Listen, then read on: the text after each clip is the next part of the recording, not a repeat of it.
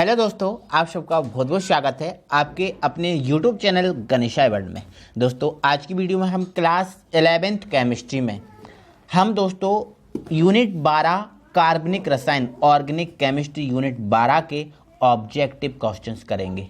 Objective question ये दोस्तों आपके लिए इम्पोर्टेंट है क्योंकि दोस्तों अब आपके एग्ज़ाम बहुत नज़दीक हैं। आपके एग्ज़ाम 12 तारीख से हैं, तो इसी को ध्यान में रखते हुए आपको दोस्तों वीडियो प्रोवाइड की जा रही है।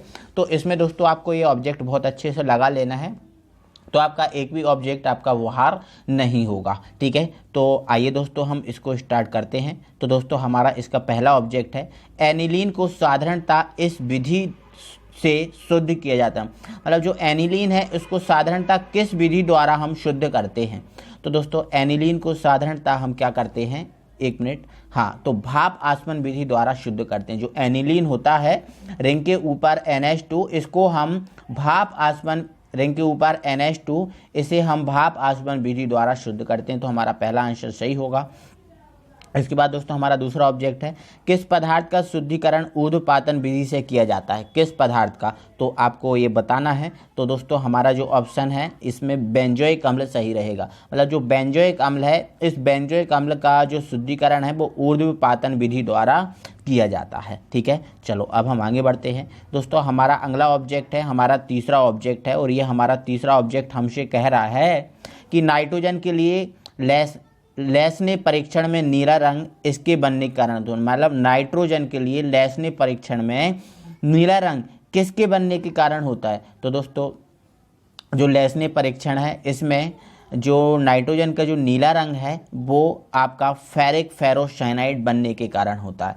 फेरिक फेरोसाइनाइड, तो आपका आंसर होगा फेरिक फेरोसाइनाइड। ठीक है, नेक्स्ट हमारा दोस्तों है, इथाइल एल्कोहल का IUPAC नाम। मतलब इथाइल एल्कोहल, इथाइल एल्कोहल का मतलब कुछ नहीं है, एथिल एल्कोहल है, मतलब C2H5OH ये है। तो इसका आपको पता ही है IUPAC नाम क्या होता है, एथिनल होता है। क्या होता है ये हमारा, सॉरी हमारा ये फोर्थ है, एथिनॉल होता है, सॉरी, है ना, ये आपका थोड़ा सा मिस्टेक हो गया, ये C2H5OH की बोल रहा है, तो एथिनॉल होता है। क्या होता है, एथिनॉल। तो हमारा ये एथिनॉल सही आंसर होगा। ठीक है, नेक्स्ट है, सबसे दुर्बल अम्ल है, तो CH3COOH होता है, सबसे दुर्बल अम्ल होता है। ठीक है, नेक्स्ट हम आगे बढ़ते हैं।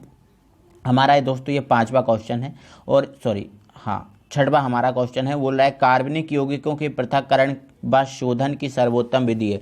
तो मतलब दोस्तों जो कार्बनिक यौगिक हैं इनके पृथक्करण और शोधन की जो सबसे अच्छी विधि है वो क्या है, क्रोमेटोग्राफी। क्या होती है, क्रोमेटोग्राफी। आपको इसको याद रखना है। ठीक है, चलो ठीक है, नेक्स्ट हमारा देख लेते हैं। दोस्तों हमारा ये कोई क्वेश्चन आपको दिया है, CH3 CHBr CH2 single bond CH3, इसका IUPAC नाम बताना है। ठीक है, तो आपको IUPAC नाम बता देना है, कोई इसमें प्रॉब्लम नहीं है। ठीक है, तो दोस्तों आपको पता है कार्बन श्रेणी काउंट कर लो, तो 1 2 3 4, 4 कार्बन है इसमें। कितने कार्बन है, 4 कार्बन। और आपका जो दूसरे पे या फिर तीसरे पे क्या जुड़ा है, आपका दूसरे पे या तीसरे पे क्या जुड़ा है, आपका ये Br जुड़ा। ठीक है, मतलब दूसरे पे या तीसरे पे इसलिए बोल रहा हूँ मैं, यदि आप काउंटिंग यहाँ से करोगे तो 1 2 3 4, तो दूसरे पर क्या जुड़ा है, Br, तो क्या हो जाएगा 2 ब्रोमो, और 4 कार्बन को हम बोलते हैं ब्यूट, और सिंगल बॉन्ड लगाए तो N, तो आपका ये आंसर इसका हो जाएगा 2 ब्रोमो ब्यूटेन, 2 ब्रोमो ब्यूटेन, इसका सही आंसर होगा। ठीक है, नेक्स्ट हमारा 8वां क्वेश्चन है। ठीक है, हमारा ये 8वां क्वेश्चन है। ठीक है, और ये हमसे बोल रहा है, एक पदार्थ में 80% कार्बन तथा 20% हाइड्रोजन है, तो वह पदार्थ क्या होगा। उसने क्या बोला है, 80% क्या है, कार्बन है ना, 80% कार्बन है, और 20% क्या है, इसमें हाइड्रोजन है। तो यहाँ से दोस्तों इसका जो सही आंसर होगा वो बन जाएगा C2H6। क्या बन जाएगा, C2H6 बन जाएगा। ठीक है, C2H6, क्योंकि इसको दोस्तों सॉल्व करना होगा, और मैं सॉल्व करना आपको बता दूंगा। ठीक है, अगली वीडियो में मैं सॉल्व करना इसको बता दूंगा। ठीक है, तो इसका भी आपको आंसर लगा लेना है, क्या है, C2H6 इसका सही आंसर होगा। ठीक है, C2H6। चलो अब दोस्तों हम आगे बढ़ते हैं, और दोस्तों अब हम देखेंगे रिक्त स्थान। ठीक है, ये हमारे रिक्त स्थान है, और रिक्त स्थान में दोस्तों हमारा पहला है, ये बोल रहा है CH3+ की ज्यामिति। मतलब जो बोला है कि जो CH3+ है इसकी ज्यामिति क्या होगी, है ना। तो दोस्तों आपको मैं एक जानकारी के लिए आपको बता दे रहा हूँ, जो CH3+ है इसमें यदि आप संकरण निकालोगे तो इसमें जो आपका संकरण निकलेगा वो निकलेगा आपका sp2। क्या निकलेगा? sp2। ठीक है, संकरण इसमें निकलेगा। ठीक है, तो इसकी जो आकृति बनेगी वो बनेगी समतल त्रिकोणीय। क्या बनेगी? समतल त्रिकोणीय। समतल त्रिकोणीय। ठीक है, तो इस समतल त्रिकोणीय इसकी आकृति बनेगी। नेक्स्ट है दोस्तों हमारा, वह स्थानीकरण जिसमें सिग्मा बंद ऑर्बिटल भाग लेते हैं उसे क्या कहते हैं? ठीक है, वह अस्थानीकरण मतलब ऑर्बिटल जिसमें क्या होते हैं, सिग्मा बंद भाग लेते हैं, उसे हम क्या बोलते हैं? तो दोस्तों उसे हम बोलते हैं संयुग्मन। क्या बोलते हैं? संयुग्मन। ठीक है, तो ध्यान रखना, संयुग्मन बोलते हैं, संयुग्मन। ठीक है, ध्यान रखना आपको। ठीक है, नेक्स्ट हमारा है बेंजिल कार्बोनियम आयन का स्थायित्व मेथिल कार्बोनियम से अधिक होता है। मतलब जो बेंजिल कार्बोनियम है इसका जो स्थायित्व होता है मेथिल कार्बोनियम से क्या होता है? अधिक होता है। ठीक है, नेक्स्ट हमारा प्रेरणिक प्रभाव खाली स्थान है जबकि इलेक्ट्रोमेरिक प्रभाव खाली स्थान है। तो दोस्तों जो प्रेरणिक प्रभाव है वो स्थायी है जबकि इलेक्ट्रोमेरिक प्रभाव अस्थायी होता है। ठीक है, नेक्स्ट है हमारा, किस कार्बनिक यौगिक में N तथा S की पहचान किसी कार्बनिक यौगिक में N तथा S की पहचान खालिस्तान परीक्षण द्वारा करते हैं, है ना? तो आपको इसमें लिखना है ले-शेंगले। ठीक है, तो इसका जो आंसर होगा ले-शेंगले। ठीक है, सॉरी ले-शेंगने, एक मिनट मैं अच्छे से कर दे रहा हूँ, ले-शेंगने ये लिखा है ले-शेंगने परीक्षण द्वारा। ठीक है, ले-शेंगने, आधा ये गा लगा है आधा गा, ले-शेंगने परीक्षण द्वारा हम ये करते हैं। ठीक है, चलो नेक्स्ट हमारा पांचवा हो गया। छठवां, इलेक्ट्रॉन युग्म प्रदान करने वाले अभिकर्मक क्या कहलाते हैं? नाभिक स्नेही अभिकर्मक। ठीक है, इलेक्ट्रॉन युग्म जो दान करते हैं वो कहलाते हैं नाभिक स्नेही अभिकर्मक। तो नाभिक स्नेही अभिकर्मक हमारा सही आंसर होगा। नेक्स्ट है, जेल्डोल विधि का उपयोग खालिस्तान के आकलन में किया जाता है। तो जेल्डोल विधि है मेरे भाई, इसका उपयोग किया जाता है नाइट्रोजन के आकलन में। ठीक है, नाइट्रोजन के आकलन में। ठीक है, नेक्स्ट हमारा आठवां है, आठवां हमारा ऑब्जेक्ट है और ये हमारे से बोल रहा है कि एनिलीन का शुद्धिकरण खालिस्तान आसवन से किया जाता है। मतलब जो एनिलीन है अभी हमने पढ़कर रखा है किसका? भाप आसवन द्वारा किया जाता है। ठीक है, तो एनिलीन का शुद्धिकरण भाप आसवन द्वारा किया जाता है। ठीक है, थोड़ा सा हम इसको बड़ा कर ले रहे हैं, ये आ गया अपना। ठीक है, चलो ओके, चलो ये हमारा पहला हमारा जो अब सत्ता है ये बोल रहा है CH4 और Cl2 के मिश्रण का गैसीय अवस्था में पराबैंगनी किरणों विकिरण करने पर CH3Cl के बनने में मुक्त मूलक भाग लेता है। मतलब जब CH4 और Cl2 की क्रिया कराई जाती है तो CH3Cl बनता है। तो इसमें कौन सा मुक्त मूलक भाग लेता है? तो सॉरी दोस्तों, मिस्टेक हो गया थोड़ा सा। CH4 और Cl2 के मिश्रण का गैसीय अवस्था में पराबैंगनी विकिरण करने पर CH3Cl के बनने में मुक्त मूलक भाग लेता है क्या? बोलो। तो लेता है, इसमें मुक्त मूलक भाग लेता है, मुक्त मूलक भाग लेगा, ध्यान रखना। ठीक है, ओके, क्योंकि जब ये बनेगा तो यहाँ पर CH3 भाग लेगा, है ना, और CH3 पर फिर क्या जाएगा? अयुग्मित इलेक्ट्रॉन, मतलब ये मुक्त मूलक बन जाएगा, तो ये भाग लेगा। ठीक है, नेक्स्ट है, प्रोपॉन के हेट्रोलिटिक विदलन में एथिल कार्बोनियम एवं मेथिल कार्बोनियम प्राप्त होता है क्या? बोलो। तो हाँ होता है, तो इसका भी आपका जो आंसर होगा वो हो जाएगा सत्य, है ना, ये भी सत्य है। ठीक है, नेक्स्ट है, कार्बोनियम यौगिक नाभिक स्नेही विस्थापन क्रिया देते हैं क्या? बोलो जल्दी से। नहीं देते, है ना, जो कार्बोनिल यौगिक होते हैं वो नाभिक स्नेही प्रतिस्थापन अभिक्रिया नहीं देते। ठीक है, कार्बोनिल के अलावा जितने भी होते हैं वो अभिक्रिया देते हैं। ठीक है, तो आपको इसको असत्य लिख लेना है। ठीक है, क्या हो जाएगा आपका ये? असत्य। ठीक है, नेक्स्ट, एरोमेटिक यौगिक इलेक्ट्रोफिलिक विस्थापन अभिक्रियाएं देते हैं? तो देते हैं, मतलब जितने भी जो एरोमेटिक हैं वो इलेक्ट्रोफिलिक अभिक्रियाएं देते हैं, कोई प्रॉब्लम नहीं है।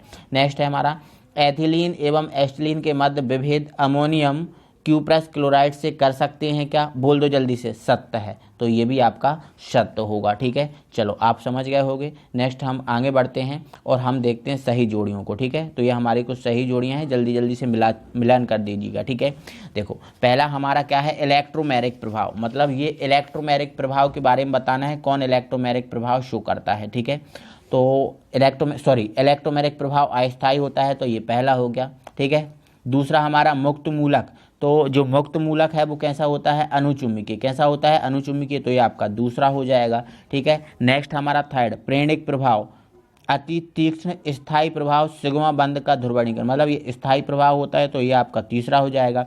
ठीक है, नेक्स्ट है हमारा पाइबंद, फोर्थ हमारा है पाइबंद। तो पाइबंद किस में है, तो पाइबंद C2H4 में है, तो ये हमारा 4 हो गया। और नेक्स्ट है हमारा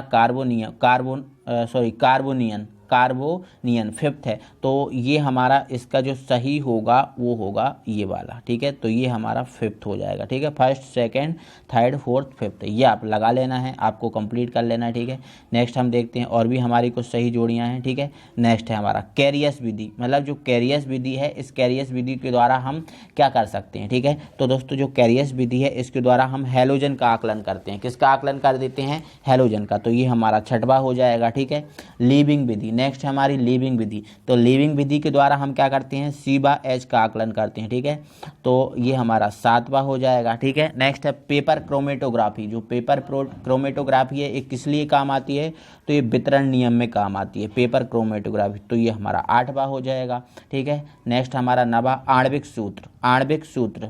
ठीक है, तो ये आणविक सूत्र मूलानुपाती सूत्र इंटू n होता है, तो ये हमारा 9वां हो जाएगा। और ये हमारा नाइट्रोबेंजीन, तो रिंग के ऊपर NO2 ये हमारा 9वां हो गया। ठीक है, तो ये हमारी सही जोड़ियां हो गई, जल्दी से कंप्लीट है ना। अब एक शब्द में आंसर और हम कंप्लीट कर लेते हैं जल्दी से, और फिर हमारा ये फिनिश हो जाएगा। ठीक है, चलो। तो दोस्तों हमारा जो पहला एक शब्द में आंसर है, किसी ठोस पदार्थ को गर्म करने पर बिना द्रव अवस्था में आए वाष्प अवस्था में परिवर्तन क्या कहलाता है, तो आपका आंसर क्या हो जाएगा, ऊर्ध्वपातन। क्या हो जाएगा आंसर आपका, ऊर्ध्वपातन हो जाएगा। ठीक है, नेक्स्ट दोस्तों हमारा अगला है CH3CH, और ये लिखा है का IUPAC नाम लिखना है। ठीक है, तो इसका IUPAC नाम लिखना है तो आप बता सकते हो, कोई प्रॉब्लम नहीं है। तो देखो 3 कार्बन है, तो 3 कार्बन के लिए प्रोपेन, 3 कार्बन के लिए प्रोपेन, और ये ऑल लगा है तो प्रोपेनॉल, तो आप लिख सकते हो प्रोपेनॉल, इसका IUPAC नाम है। ठीक है, नेक्स्ट हमारा थर्ड वाला है, थर्ड है हमारा किसी पदार्थ के अणु में उपस्थित तत्वों के परमाणुओं के सरलतम अनुपात को, कौन से सरलतम अनुपात को जो कहते हैं वो हम क्या कहते हैं, मूलानुपाती सूत्र है ना, और वास्तविक अनुपात को हम बोलते हैं आणविक सूत्र, तो मूलानुपाती सूत्र हो गया। ठीक है, नेक्स्ट है वे कैटायन जिनमें धनावेश कार्बन परमाणु पर उपस्थित होता है क्या कहलाते हैं, मतलब बे कार्बन जिनमें धनावेश कार्बन परमाणु पर उपस्थित होता है क्या कहलाते हैं। ठीक है, तो आपको पता ही है क्रियात्मक समूह के 2 उदाहरण, बे कैटायन जिनमें धनावेश कार्बन परमाणु पर उपस्थित क्या कहलाता है, कार्बोकैटायन। क्या कहलाता है, कार्बोकैटायन। और ऋणावेश होगा तो कार्बो एनायन, और अयुग्मित इलेक्ट्रॉन होगा तो मुक्त मूलक। ठीक है, नेक्स्ट है क्रियात्मक समूह के 2 उदाहरण, कोई 2 क्रियात्मक समूह लिख दो, है ना। पहला आप OH लिख दो। ठीक है, नेक्स्ट आप CHO लिख दो, ये आंसर हो गया। ठीक है, छठवां CH3COOH की संरचना सूत्र लिखिए, तो CH3COOH है, इसको संरचना सूत्र में लिखना है। ठीक है, मैं बता रहा हूँ, इनको सबको तोड़ के लिख देना। ठीक है, तो देखो ये C हो गया, C से कितने H हैं, 3, तो 1 2 3, ये H ये H ये H। ठीक है, फिर आपका क्या है C, फिर क्या है 2 O हैं, तो डबल बॉन्ड O और ये OH, ये आपका संरचना सूत्र हो गया। ठीक है, तो दोस्तों आज की वीडियो में हम बस नहीं ऑब्जेक्ट रखेंगे, तो आपको बहुत अच्छे समझ में आ गए होंगे, कोई प्रॉब्लम नहीं होगी। तो वीडियो अच्छा लगा है तो दोस्तों प्लीज़ वीडियो को लाइक कर दीजिए, अपने दोस्तों लोगों को ज़्यादा से ज़्यादा शेयर कर दो ताकि उन सबका भी फायदा, क्योंकि 12-13 मिनट में कुछ नहीं होता आपका। ठीक है, आप ऐसे ही निकाल देते हो तो 10-12 मिनट में आपका कुछ नहीं होता, आप पढ़िए समझिए। ठीक है, आपका ही फायदा होगा। ठीक है, तो अगली वीडियो में फिर मिलेंगे, तब तक के लिए थैंक यू वेरी मच।